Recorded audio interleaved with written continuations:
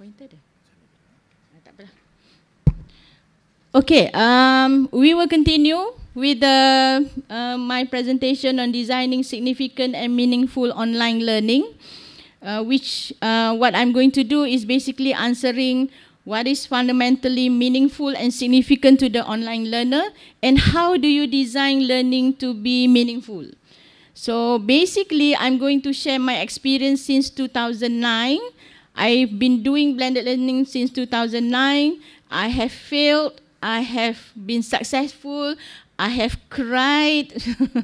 And many, I have seen students resenting me and so on. But for the past 2 years, I feel really good about this because I think, inshallah, I have somehow managed to understand how to do this well. Not well, at least better than the last few years. So, like I said, we have the DIN, do it now. Even optician pun dah letak Facebook punya ni dekat dia punya ni. The idea of social media moving into our life, kan? Facebook, dia letak Facebook, and there are so many things. And then people are looking at iPad, these are the technologies, looking at iPad and seeing that there are so many things that you can use with iPad. So they develop the pedagogy. See? If we are not there with them, we will really be at the back of the line, and it's not good for us as a higher education. And if you go to seminars also, you will be seeing people talking about classroom of the future, talking about tech enablers and so on. At least we should have a general idea of what this is. And of course, we have our students. So, and then when you look at the classroom of the future, this is one example. I hope you can see it. You see, the classroom now is not like what you have now. You're all looking at me, right? But we have one in the middle, which is the core. And then we have what they call the studio pod, the project pod, the breakout pod, and the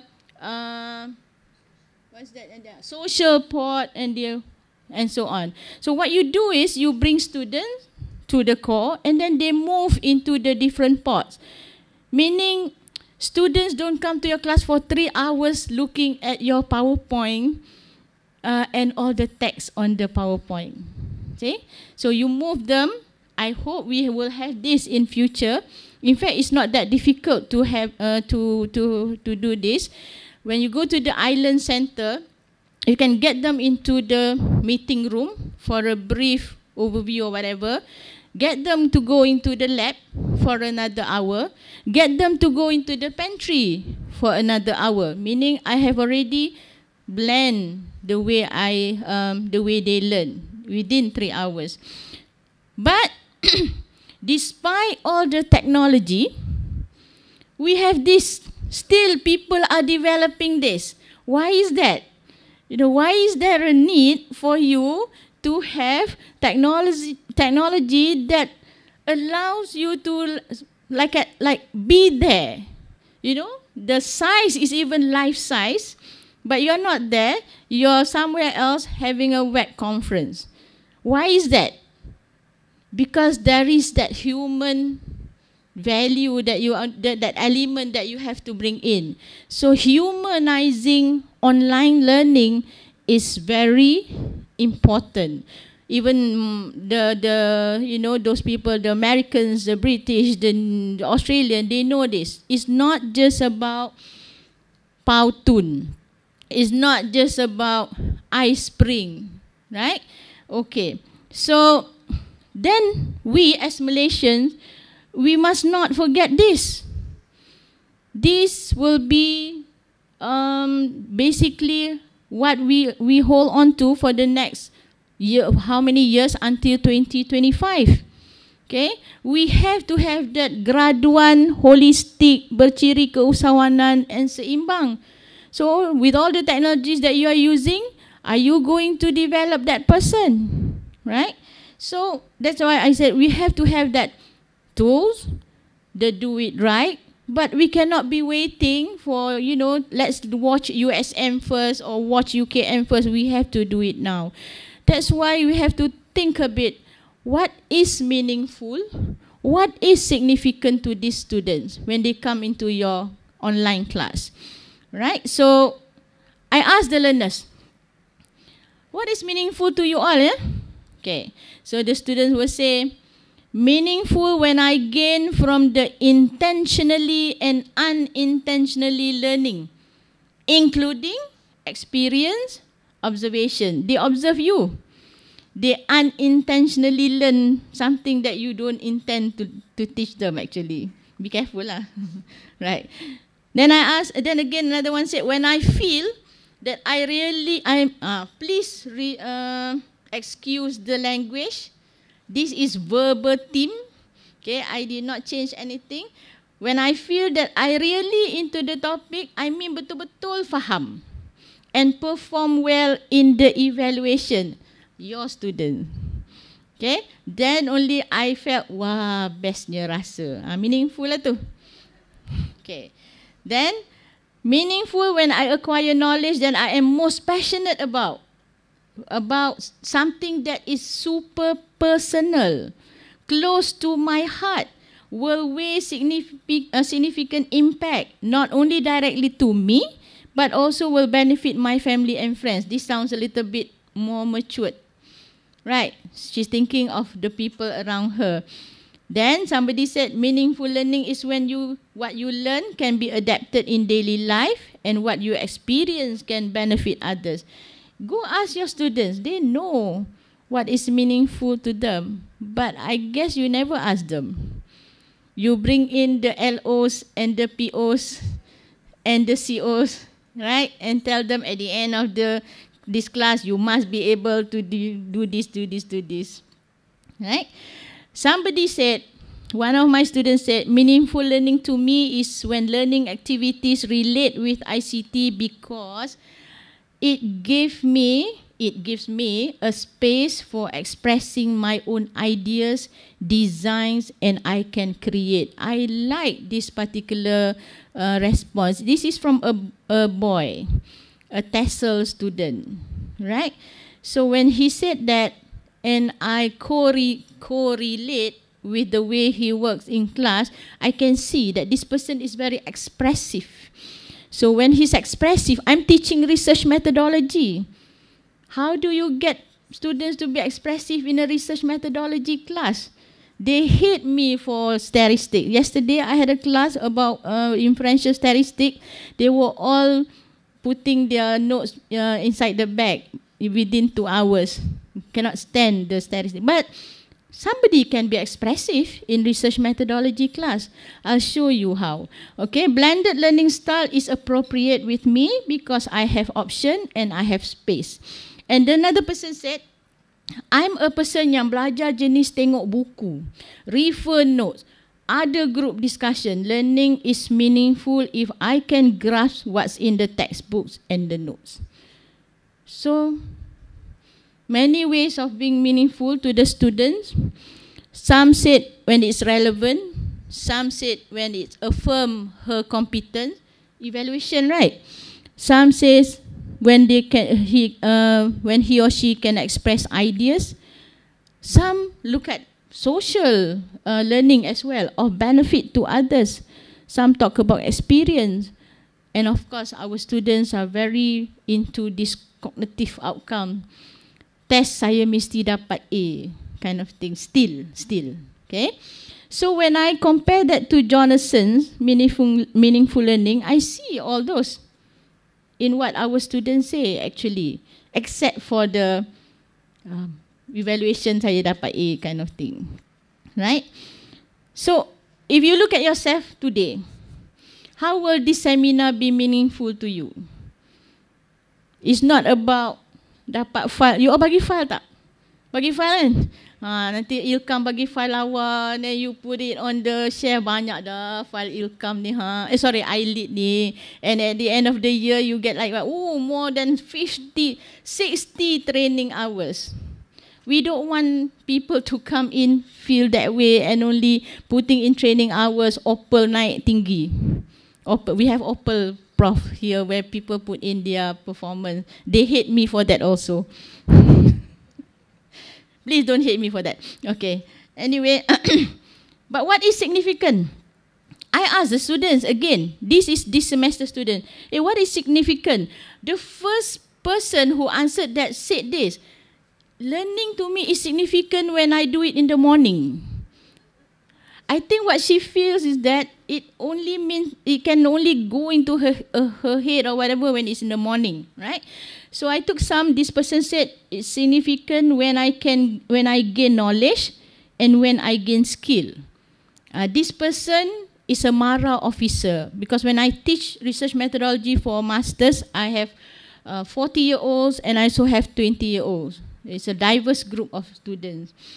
You go to the younger students, they will say something like this: learning is significant if we can connect new knowledge and give impact on our personal and career development. Significant when I learn new knowledge, again got new knowledge, keep on using knowledge in future. New knowledge, future. The other side, when I can use the knowledge in the future. There are so many of them talking about in the future. It may also be because somebody started with future, so everybody will be saying something about future. But then I think it is true. To them, the whatever learning is, they must have some relevance now and future. Okay, this girl said something like this: I like the learning tools that we have learned from you, using this is mind map, create a blog, because if you do not introduce me about it, that's her English, I don't think I will push myself to create a blog and able to help to learn other learning tools. It will really help me in the future. So again, whatever you bring doesn't mean it's only about passing that particular course. Significance means they can use it in the future. So you have to ask, what do you really want your students to know, to become as a result of your class? This semester, at the end of the semester, 5 years' time, 20 years' time? Will your students be coming back to you one of these days and say, I remember that physics law that you taught us, hukum Newton yang ketiga. They won't ask you the content, I bet you. Okay? Your students will not come back to you in 20 years' time, meeting you and telling you how you meant to them because of the laws of physics that you taught them. It is the experience that they underwent when you are teaching them. So I just had an experience with one student that I taught in 1990 something. Because of Google and Facebook, I think he managed to track me down. So he called me. He said, my name is IT pula. My name is Ahmad. Do you remember me? Turn out that I ingat lah. I remember you, my PHY 1AO student. Yes, you yang badan gembal-gembal. Ya, still gempal, dia kata. In fact, more gempal lah. Saya call ni sebab saya nak cakap terima kasih pada Puan. Sebab saya ingat satu perkara yang saya tak lupa for the past 20 years. Apa dia ya?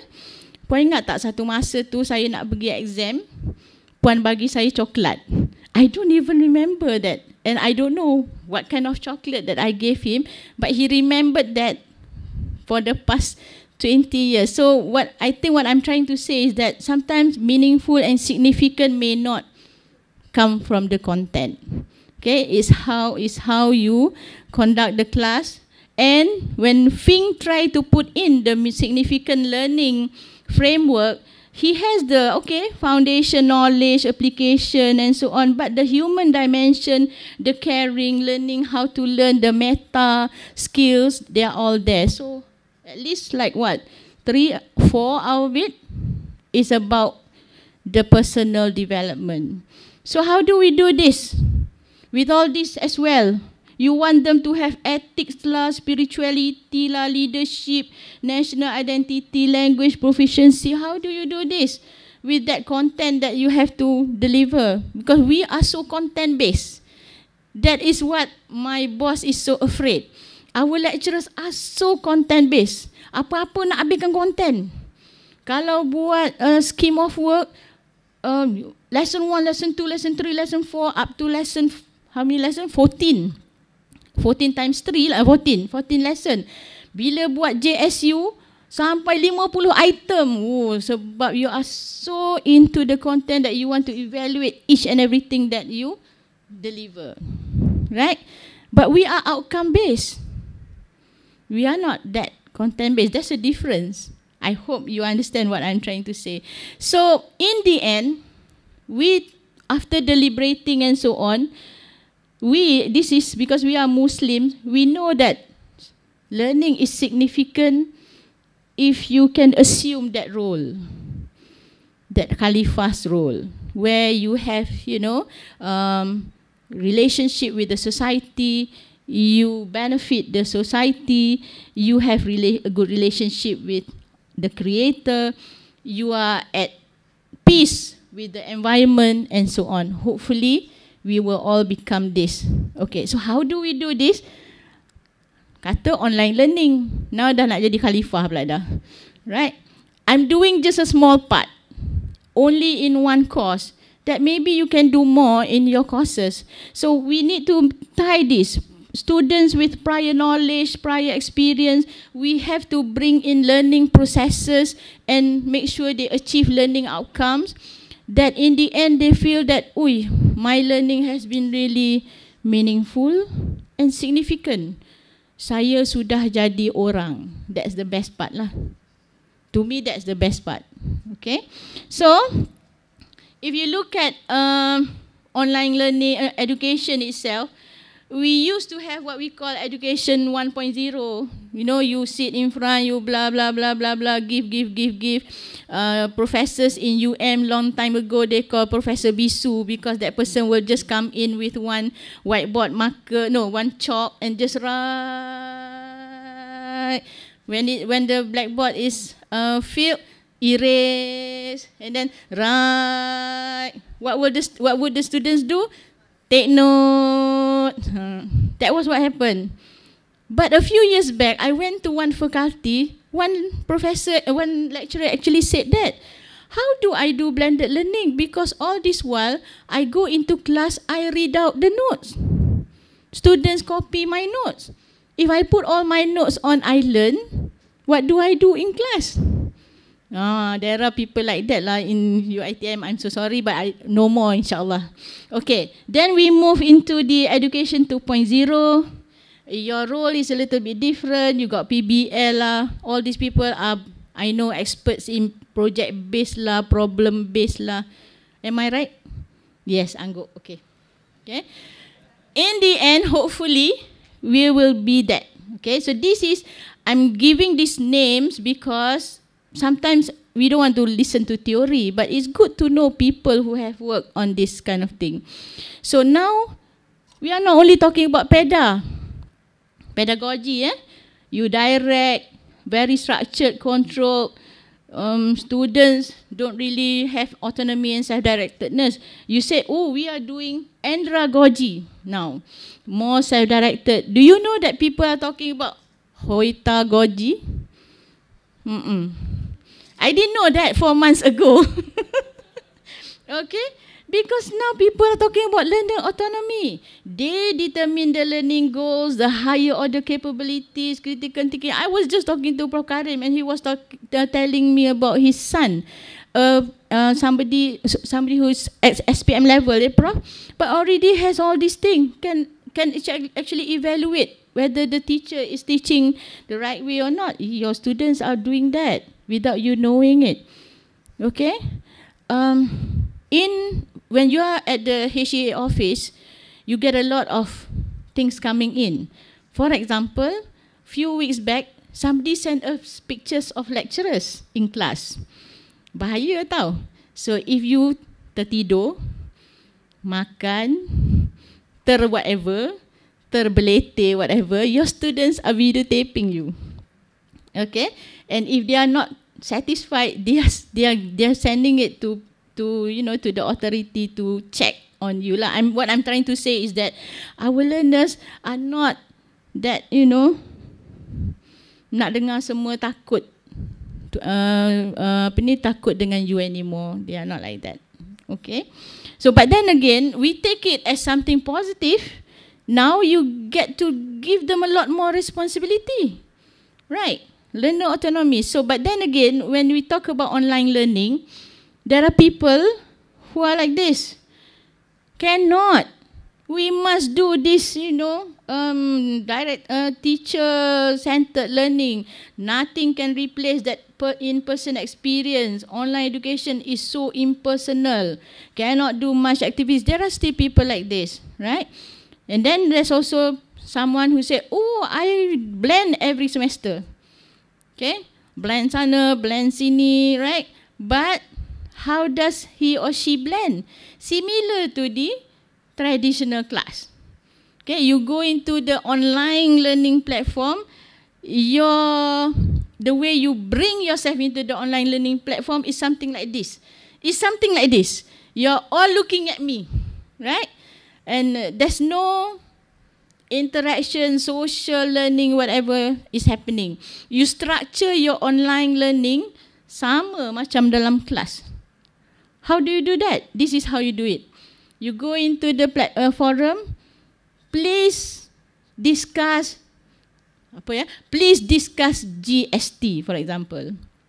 So students will discuss, but you know what the students will do? Prof, GST to me is this. Doctor, another one will say, Doctor, GST this is this. But they are not talking to each other. They are all addressing you, and they are going to say something like this. I wrote something about GST. Can you take a look at it, please? Our student, right? So they still need you to say, oh, good. So that one is still very rampant lah. We do not get our students to work with one another. And there's also this person. Semua mau letak. Okay? Sparkle lah, Powtoon lah, apa lagi ya, Socrative lah, Padlet lah, segala benda, semua, everything. And then you get the student to do that, you get the student to do this, but you do not have an idea of which one is what, of what importance is that tool. Okay, so we have the enthusiast. I will call that person that. Alright, so when we want to design, this is what I feel that we should do. I put in 7 principles lah. Principle number 1, you got to address the multiple roles of the instructor. Meaning, I used to say this, address the changing role of the instructor. Then I disagree with myself. At first I thought, okay, we used to be that person giving all the information and content. We change, we become the facilitator.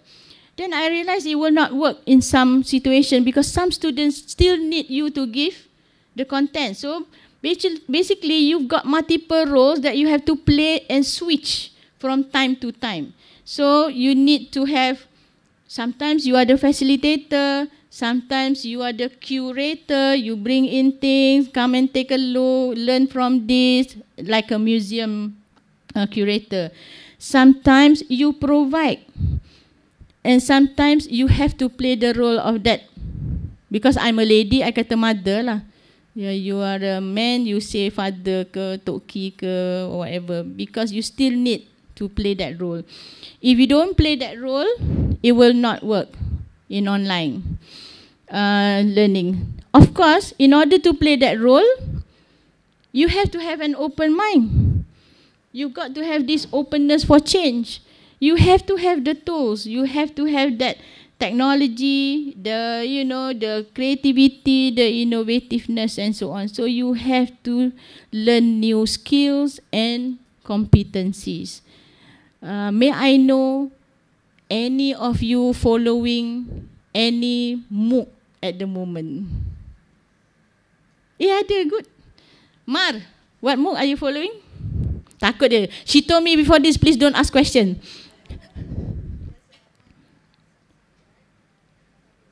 From? Okay, good.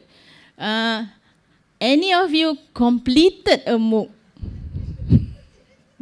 Tak apa. It's okay. Because I myself, I'm following a Coursera thing that, and also another one from Imperial College, I have not completed. But I think you have to do it. and webinars and so on. That is something that you should learn from Prof. Karim. He has all the time for this. And all right.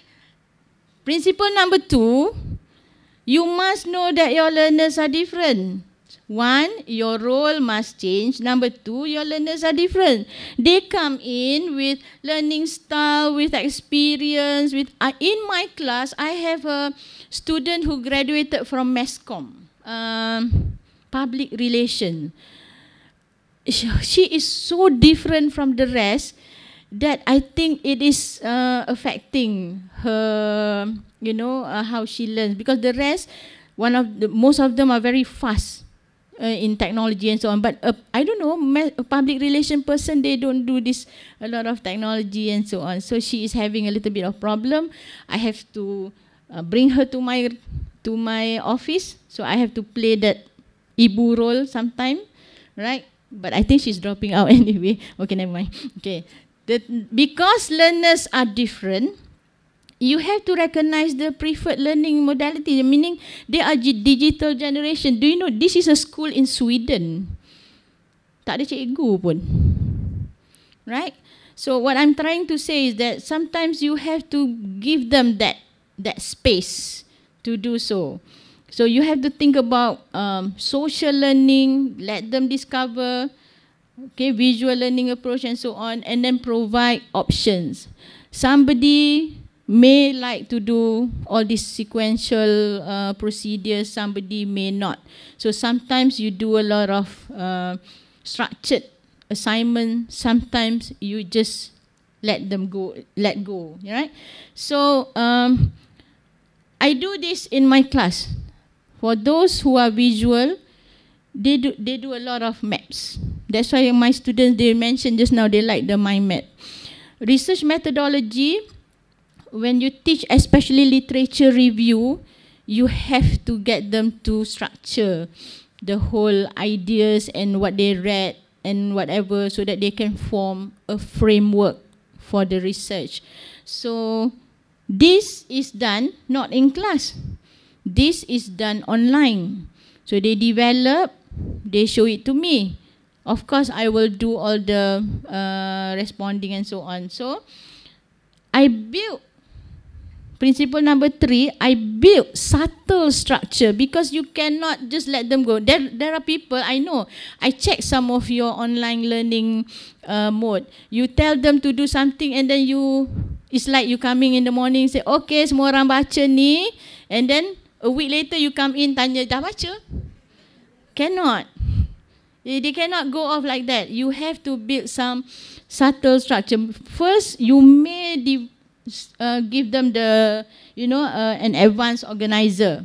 And then you let them do the work. But you check lah, do you have peer assistance and so on. One of these days, they may not need you too much. They may work with their peers. And then you need to embed guidance. So your interaction with them is very important. I know it takes time, but you have to check what they post. And you have to say at least thumbs up. Okay? Sometimes kita buat 3 lah. At least. But better still, you have to say something about what they do. And of course, you tie rewards to learning goals. Reward doesn't mean the chocolate just now. No. Sometimes it's just a very, a phrase, a motivational phrase. So like this, this is what I did before, the structure that I put in. Because I want to make sure they understand what is it that they have to fulfill. For example, they must have research question. From that, what kind of data, what technique and so on. So I give the table. So what they do, they come in and fill in the table. It's a very simple tool. In fact, it's a very simple task, in fact.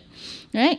So, but there will be people, students who come in with something like this. Because they are very visual kind of students. So I let them do that. And the next thing that you should do, you have to build engagement. You give them structure. Then this is basically, to me, the crux of online learning.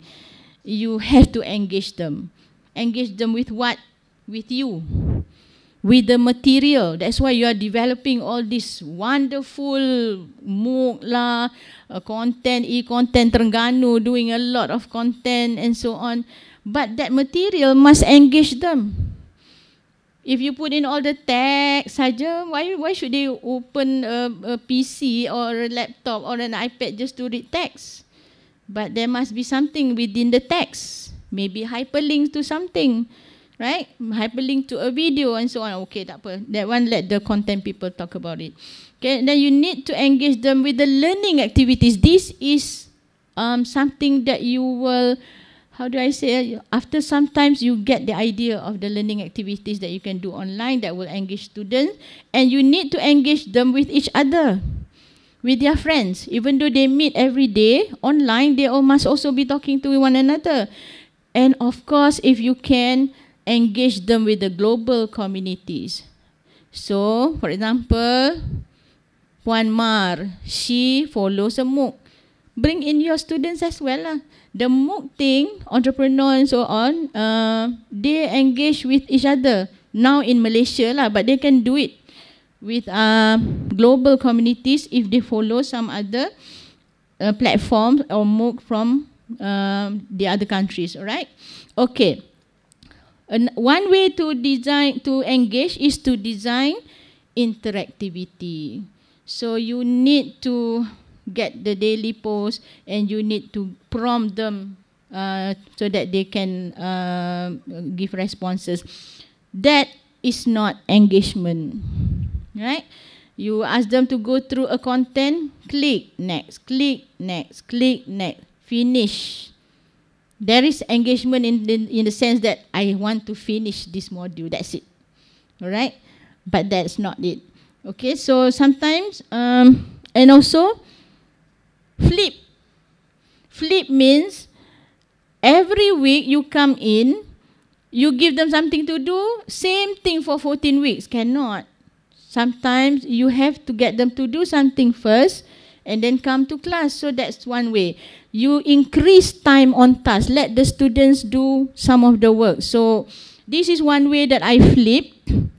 I ask them to watch the video. This is a very simple video that I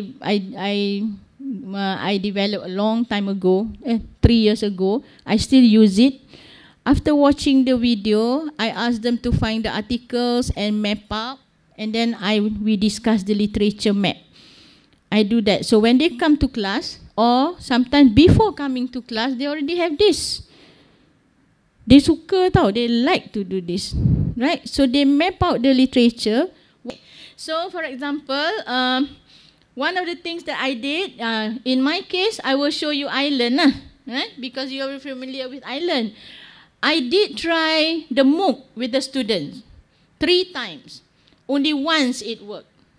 Meaning I wrap my course, my research course, around an available MOOC. This is from Imperial College. The first time it failed.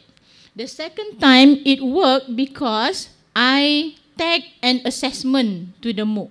So they did register and learn from the MOOC. Okay? Of course, we have quizzes and so on, but we also have games. That's the one that Prof. Karim mentioned just now. In my case, I don't teach plagiarism in class. I just ask them to go and play this game. It is a good enough game for them to understand what plagiarism is. So no lecture on plagiarism. Also another game that we can play. Sometimes simple media like a picture will work.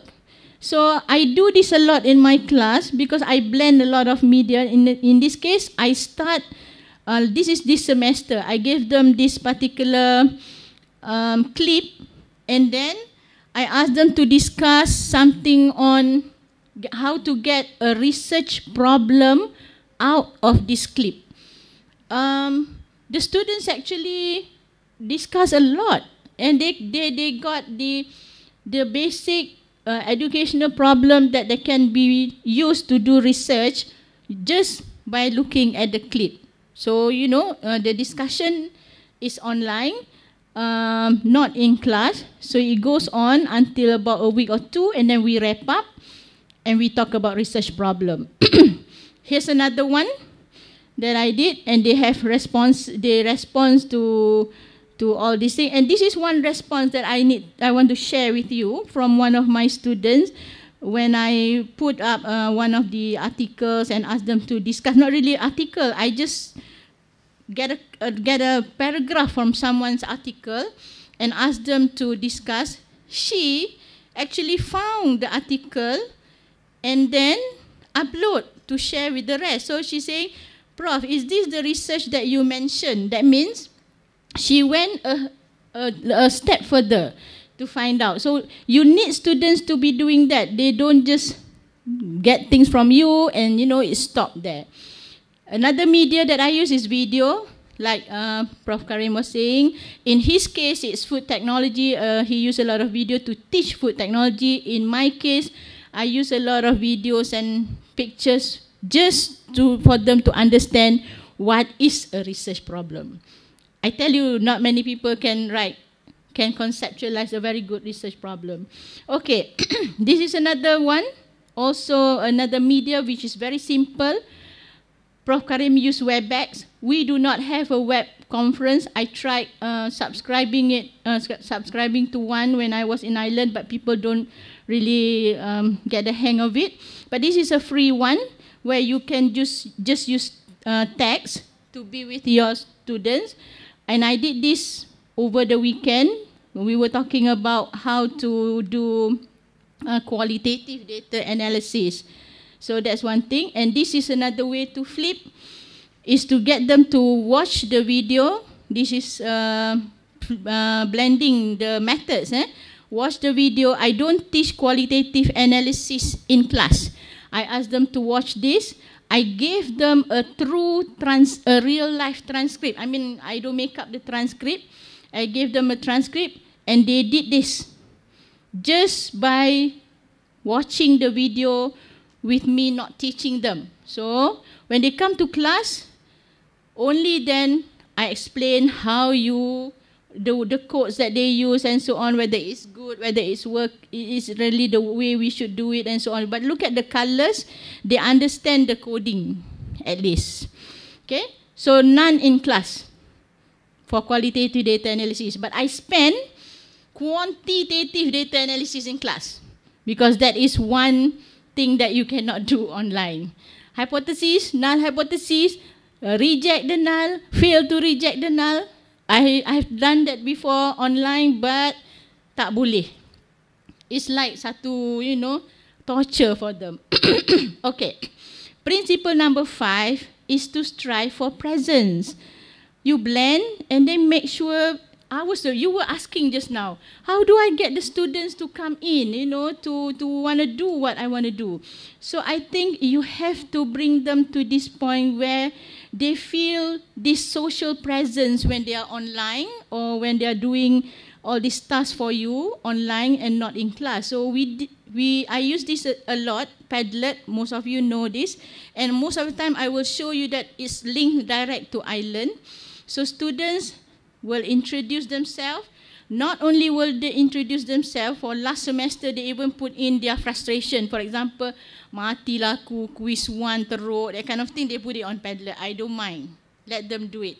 Okay? It's their small community or whatever they are creating on Padlet. Go ahead, let them do it. Okay? And when they come in, I always tell them, just like Prof Karim said just now, tell them to don't use SMS language. Ask them to support each other and so on. Okay, so I'm not sure whether we have internet, but this is one this semester. Ada ke? Yeah. Oh no. Tak apalah, I don't think we need to see this. I think you are familiar with that. This is not principle 6, Siti. It's principle 5A. I call it coopetitiveness. Rather than compete, we get them to cooperate and compete. Like you were asking, how do I get the students come in? One of them will watch the movie, the other will not watch the movie. So you must somehow inject these bits of competitiveness, but not to the point that they hoard information and so on. So we embed competitiveness. There is such word. You try Google, where they share, they collaborate, and they support. So that's one example. From last semester, somebody put up a link and say, this may help you, Kak Huda, because she knows that the friend is doing a research on something, so she just put it up. That means she found that article, she gave it to the friend. And from this semester, one of the students, is actually teaching the friend how to use Turnitin. I didn't ask. They do it on their own. Because from the start, we get them to cooperate. So here's another one from years back. One of the students, they were discussing among them that I'm not there. I wasn't there. So Audrey was saying, I think you should read more about instructional leadership, and then, or maybe, this thing, and then Syaidatul, Atika also come in and say, if you want to relate your research, that kind of thing. So that's the kind of thing that will make them come in and want to join the discussion. Okay, this is another one. This is the Excel form that I mentioned. It's online. I asked them to put in everything here. So I have a sample. Of course, you have to create yours. So mine, for example, name is Nur Aziah, research area e-learning. That's my research concern and so on. So Mimi, Marlina put in hers, and everyone put in theirs. So if they don't put in, they will realize that they are falling backward lah. I mean, they are not at the right pace. And at the same time, I will do this almost every week. I will say, okay, let's look at our Excel form and see how much you have put in. Then I will pick one and say, okay, Mimi, so far what will be your sampling strategy, just to check whether she understood sampling from last class. So this is ongoing, and so far I have managed to get students to really do this. Okay, so that's my principle number 5. Principle number 6, of course, the word motivation and self-regulation. What to do? We all need motivation. So when people see the students did something, this is something that I didn't ask her to do. She was reading and then she came up with what research symbolizes and so on. So you like it because this is not something that's going to give her marks or whatever. So I made an extra effort and just put this up. In case you have not been adequately informed, please consider this official notification that you are awesome. Just something like this. And the student was so happy, and she became more active the next time around. So like Prof Karim said, it's just a little bit of effort from us. But the motivation and the self-regulation thing must come in. So sometimes I bring in simple advice. The 7 secrets of a successful student is something that I created for my students. Tak payahlah watch today. Some of these days you can watch the seven secrets of a successful student, because you need to understand, like one of our friends said, students so many things to do, they have to adjust. But you have to think of it this way. You are not there to discipline from week 1 to week 14. You discipline a bit, but you have to start getting them to regulate themselves, and in the end, this self-discipline.